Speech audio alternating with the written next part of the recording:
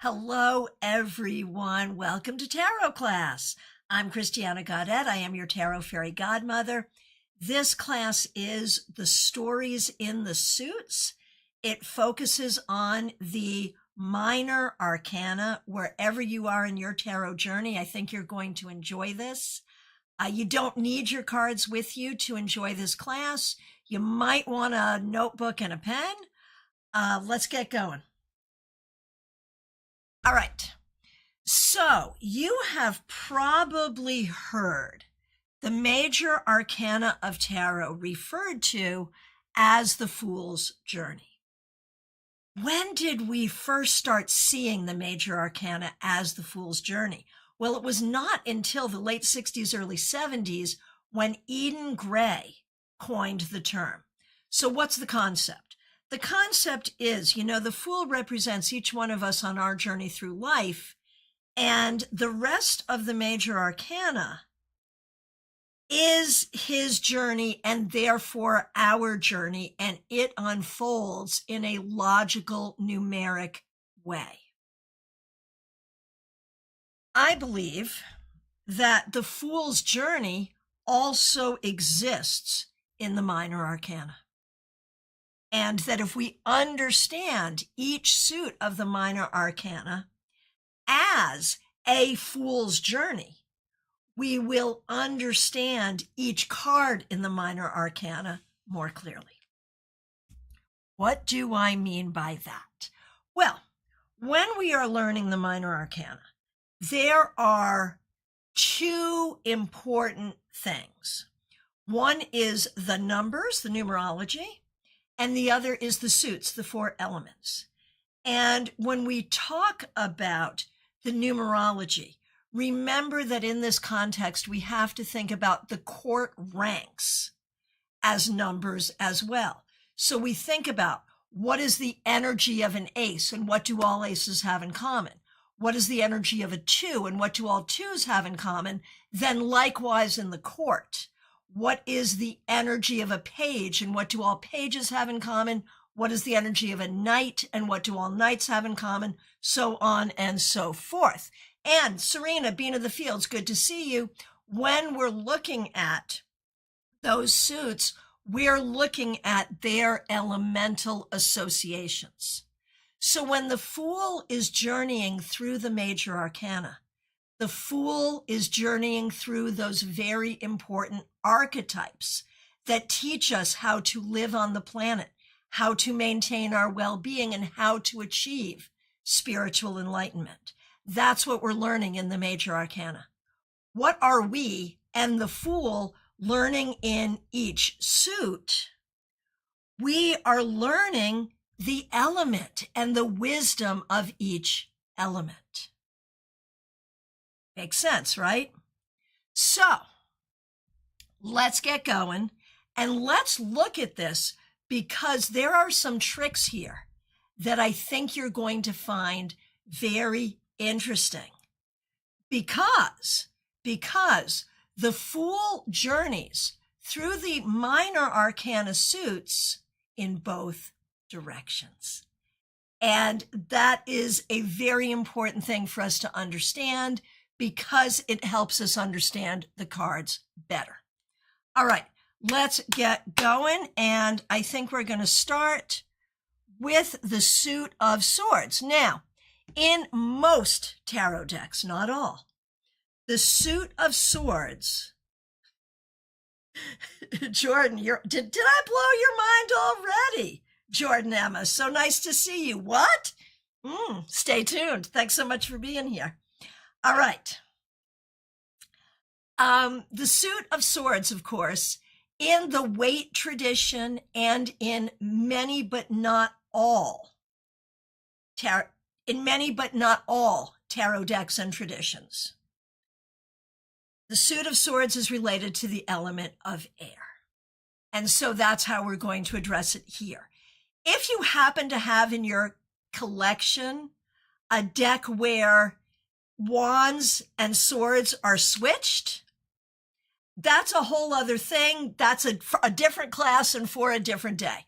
We are just going with swords are air. All right. So what does that mean? What is the element of air? Go ahead and let me know. Go ahead and put it in the comments.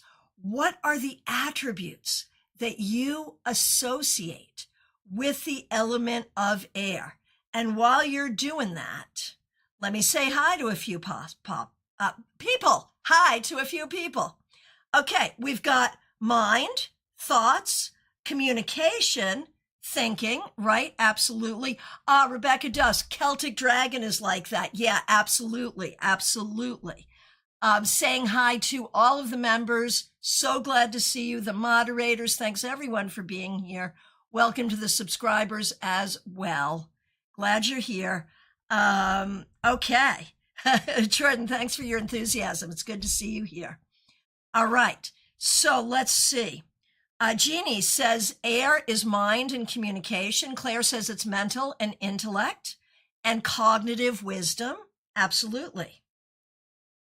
Lee says air is the intellect and communication, right? So all the powers of mind, communication, technology, integrity or lack of integrity, trust, lack of trust, that all falls under air. Thoughts, ideas, intelligence, and lack of intelligence. Oh, interesting. Clairsentience and awareness. Good. Hey, Puppy Toby, thanks for subscribing. Glad you're here. Okay, so let's start and let's think about the fool on their journey through the suit of swords. So the first thing we do is we pick up this tool, right? The Ace of Swords.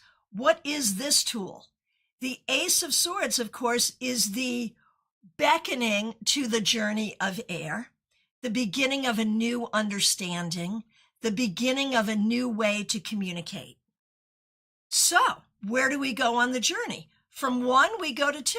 So here we've started the journey, and here we know there are many different directions in which we could go. We could go this way. We could go this way. How are we going to go? What do we learn here? We learn that we must make our decisions with our brain, not with our heart. And we learn that we cannot let others influence our decisions. We must do it from our own intellect. So that's the first thing. We are responsible for our own decisions, nobody else. Sometimes decisions bring heartache. We're responsible for healing our own heartache as well. And I think it's very interesting on this journey through the element of air.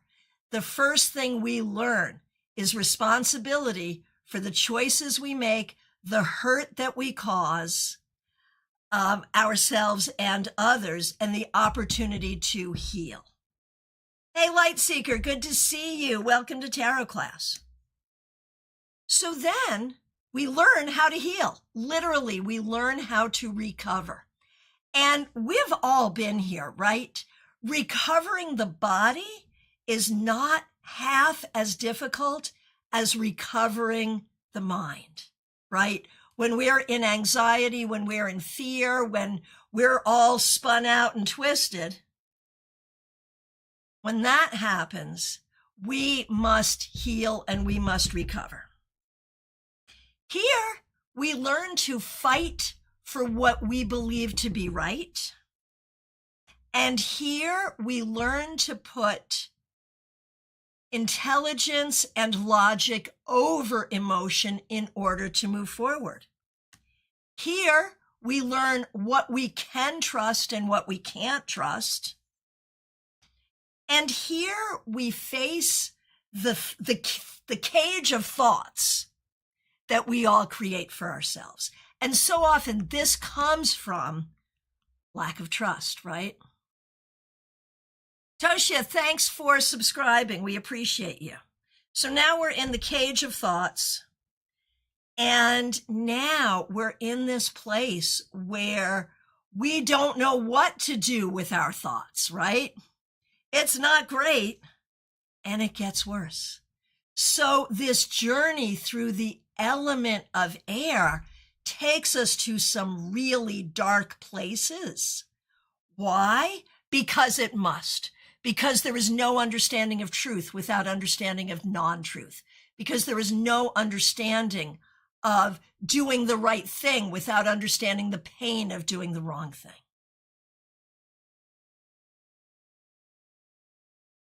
And so here, once we end that story with the 10, we see everything that we have learned. We have learned to talk about, study, and understand truth. We have learned to pursue it. We've learned to nurture it, and we've learned to exemplify it. Now, what happens when we do this in the other direction? Okay, so now the Fool comes into being. Here we have Mother and Father God. Here we have their human children, which we are and which the Fool is. And here we have the circumstance into which the Fool has been born. Now we watch the Fool grow and be like, oh, this is hard. This is really hard. And I'm not sure how to escape from this and what to do. And I don't know what to trust, but I am going to develop my mind in such a way that I see my way out of here. I am finding my way out. And I am willing to fight for that. And I am willing to heal. I'm willing to recognize what hurts. I'm willing to make wise decisions. And here I have found real truth. So there's the Fool's journey, backwards and forwards, through the element of air. Let's do a few more, and then actually 3 more. Kathy says, oh my gosh, I love this back and forth journey, right? And doesn't it give you this cohesive sense of the cards and how they work? So now let's do the Fool's journey through the Ace of Wands. GM Marcus, this is why I'm here. I'm so glad that you are, my friend. Thank you for being here. All right, so here we have Wands, and in this deck and in most tarot decks, not all, Wands is fire. What is the element of fire metaphysically? What does fire bring us? What does fire mean? Robin, good to see you. This is amazing. Lee, I see another book in your future. Thank you. Thank you. The fire suit. Right. So what does fire mean? What is fire in tarot and in metaphysics? How do we see fire? What is fire? Creative energy. Very good, Claire. That's exactly right. Creative energy. Robin says energy generally, also true. Jordan says creation. Claire says passion, all good. Jeannie, passion, creativity, anger, good. Jen Schultz, so good to see you. The spark, the will, creative energy, sexual energy. Absolutely, absolutely, all of that. It's your motivation, it's your will. Jordan, I love this little class. Thank you. We do this quite often, and there's a whole list of replays, like a bunch of playlists, because we've been doing this for a while. Lee says energy, action, passion, absolutely yes. Enthusiasm, yes. So we start the journey with that. Look at this. Great inspiration, great vitality, great motivation. That's how we start. Now, what are we gonna do with it? We start this journey with, what are my plans? What are my dreams? What are my goals? How do I move myself forward here? I do it, and I see my first success. Then I create community. We have support and celebration. Yeah, but we know what happens in every freaking community except this one, right? There's always going to be conflict. There is always going to be creative conflict. That can be internal, that can be with others, But where does it bring us? It brings us to victory. Sometimes that conflict is what we need to get where we need to go. At the end of the day, though, who represents our projects best? We do. No matter how collaborative we are, there are some things that we have to do on our own. No one can motivate us better than we ourselves can. And once we do, the energy just moves. The important thing here is the energy moves and we don't really know where it's going. So we have to have some faith there. And we have to be willing to be vigilant.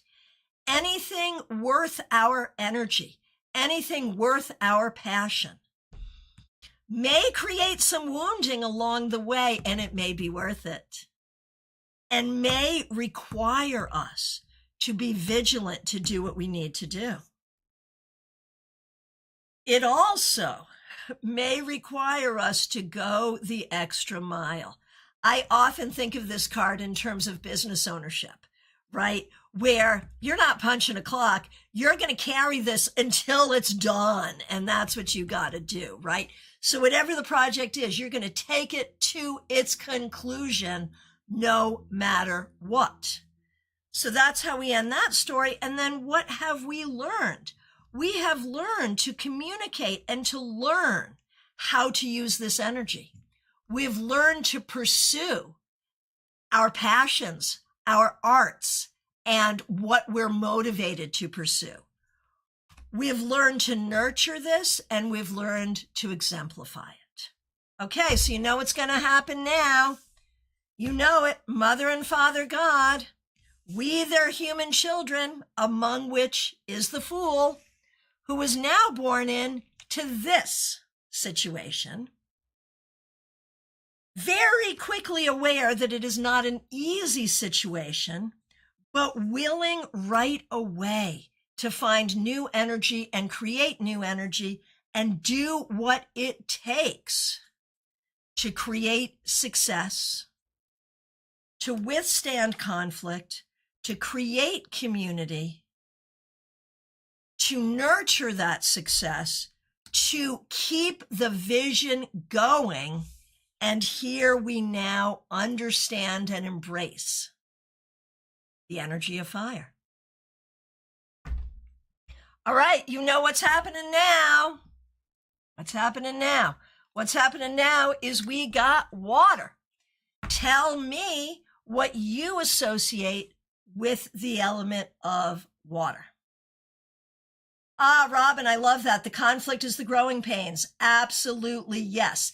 Jazzy J, so good to see you. Oh man, so happy to finally catch one of these live. Thank you so much. So glad to see you. Beat of the field, Serena, so great to see you. Ace of Cups is your good heart. Claire says it's emotional. Absolutely. Lee says it's emotions. And, you know, it is true that archetypally, the archetype that we associate with the Ace of Cups is the Holy Grail, thought to be the womb of Mary Magdalene. Interesting, right? Okay, Jen says water is nurturing, emotions, love, matters of the heart.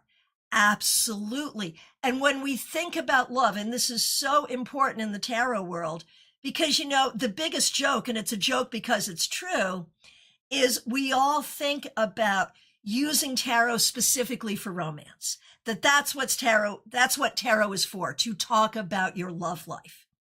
And I think it's very important to recognize that when we talk about love in tarot, romantic love, yes, but also your family, like every kind of love there is, which makes this so spiritual, because when we think about higher power, very often higher power is personified as this high vibrational energy of unconditional love. So when we think about love in the element of water, in the suit of cups, and with tarot in specific, it's not just romance, and it's not just, is he gonna call me back, or is my ex thinking about me? You see what I'm saying, right? Jeannie says, Water is love, fluidity, emotions, nurturance. Absolutely. Oh, interesting, Jen. In my tradition, it's the gateway to the underworld. I love